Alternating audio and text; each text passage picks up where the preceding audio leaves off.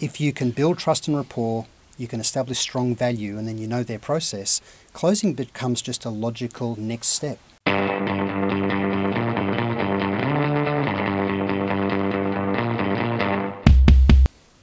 Tony Hughes, welcome back. Hey, John.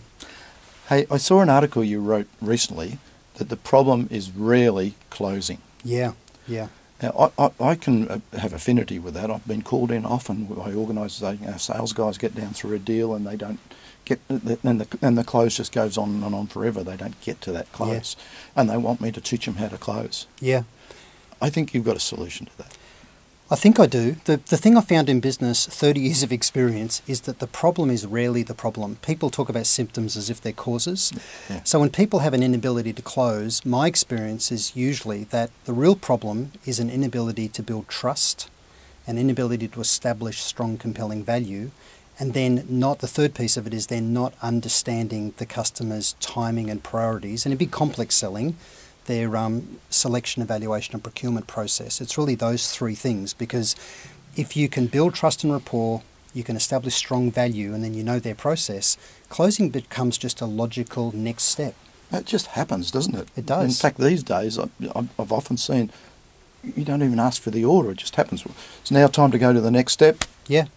Let's commit. Yep, and the thing every sales manager needs to do with their salespeople is when they look in that CRM system and see forecasted dates for deals, they need to say to the salesperson, is that your date or is that the customer's date? And why is that date important? And that's the best way to really test. So understanding the customer's journey that they're going through, where they're at in that journey, some of the drivers like compelling events or whatever need to be absolutely critical in your planning. Yes. And that's what you mean by, is it the customer's date, not your date? It's true. And the very last thing I'll say is that closing needs to be earned. You know, putting the blowtorch on people at the end of a quarter usually just damages the relationship. And in many industries, especially the technology and software industry, we are renowned for training customers about the discounts they can get at the end of our quarter, right? Crazy, isn't it? It absolutely is. And what we need to do is in the beginning of the quarter, we need to focus on trust, value and understanding their timing and process, and so things happen naturally. And then not destroy it at the end of the quarter. Correct. By getting them to make a decision when it's not within the buyer's journey right now. That's true.